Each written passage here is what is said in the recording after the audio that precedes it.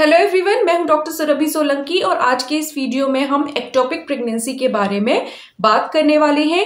ये एक serious medical condition है, लेकिन अगर इसे समय पर आइडेंटिफाई कर लिया जाए और सही ट्रीटमेंट दिया जाए तो कॉम्प्लिकेशंस से बचा जा सकता है। तो चलिए वीडियो को शुरू करते हैं और डिटेल में समझते हैं। सबसे पहले हम समझते हैं कि एक्टोपिक प्रेगनेंसी होती क्या है। नॉर्मली जब एक महिला गर्भवती होती है तो फर्टिलाइज्ड एग यूट्रस के अंदर इम्प्लांट होता है और वहां डेवलप करता है।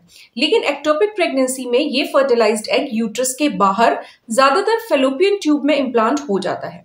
कभी कभी ये ओवरीज, सर्विक्स या एब्डोमिनल कैविटी में भी हो सकता है। यहाँ एग का ग्रो करना न सिर्फ अनसेफ होता है बल्कि महिला के लिए जानलेवा भी हो सकता है। अब सवाल उठता है कि एक्टोपिक प्रेगनेंसी के लक्षण क्या होते हैं। तो पहला और सबसे कॉमन लक्षण है लोअर एब्डोमिनल पेन। ये पेन यूजुअली एक तरफ होता है और शुरू में माइल्ड हो सकता है, लेकिन धीरे धीरे सीवियर हो जाता है। दूसरा लक्षण है वेजाइनल ब्लीडिंग। ये ब्लीडिंग हल्की स्पॉटिंग से लेकर हैवी ब्लीडिंग तक हो सकती है और इसका पैटर्न नॉर्मल पीरियड से अलग होता है। तीसरा लक्षण है शोल्डर टिप पेन। अगर एक्टोपिक प्रेगनेंसी रप्चर कर जाए तो आपको शोल्डर के ऊपर की तरफ पेन फील हो सकता है। ये रेफर्ड पेन होता है जो इंटरनल ब्लीडिंग की वजह से होता है।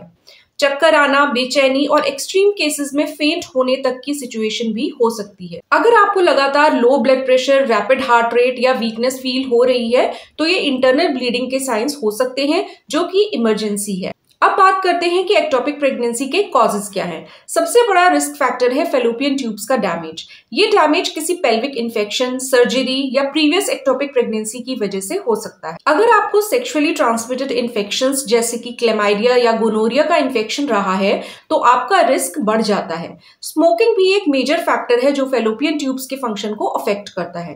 अगर आपको फर्टिलिटी ट्रीटमेंट के लिए IVF या अदर असिस्टेड रिप्रोडक्टिव टेक्निक्स का यूज करना पड़ा है तो भी एक्टोपिक प्रेगनेंसी का रिस्क थोड़ा सा ज्यादा हो जाता है। और फाइनली, अगर आपकी एज 35 साल से ज्यादा है या आपने पहले कभी एक्टोपिक प्रेगनेंसी फेस की है तो भी ये रिस्क बढ़ जाता है।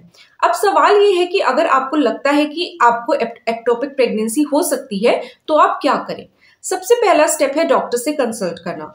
अगर आपको लगता है कि आप प्रेग्नेंट हैं और आपको एबनॉर्मल सिम्टम्स फील हो रहे हैं तो अपने गायनेकोलॉजिस्ट से मिलना जरूरी है। डॉक्टर आपका पेल्विक एग्जामिनेशन करेंगे और कुछ टेस्ट प्रेस्क्राइब करेंगे जैसे कि ब्लड टेस्ट और अल्ट्रासाउंड।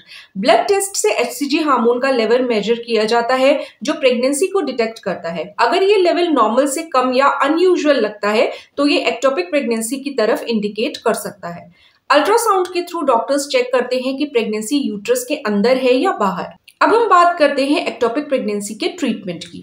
अगर एक्टोपिक प्रेगनेंसी अर्ली स्टेज में डिटेक्ट हो जाए और रप्चर ना हुआ हो तो डॉक्टर आपको मिथोट्रिक्सेट इंजेक्शन दे सकते हैं।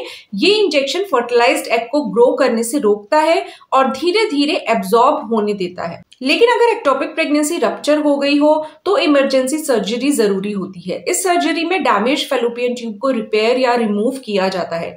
सर्जरी लैप्रोस्कोपिक मेथड से होती है जो मिनिमली इन्वेजिव होती है और रिकवरी फास्ट होती है। कुछ केसेस में अगर कंडीशन बहुत सिवियर हो तो ओपन सर्जरी भी करनी पड़ सकती है। ट्रीटमेंट के बाद रिकवरी में थोड़ा समय लगता है।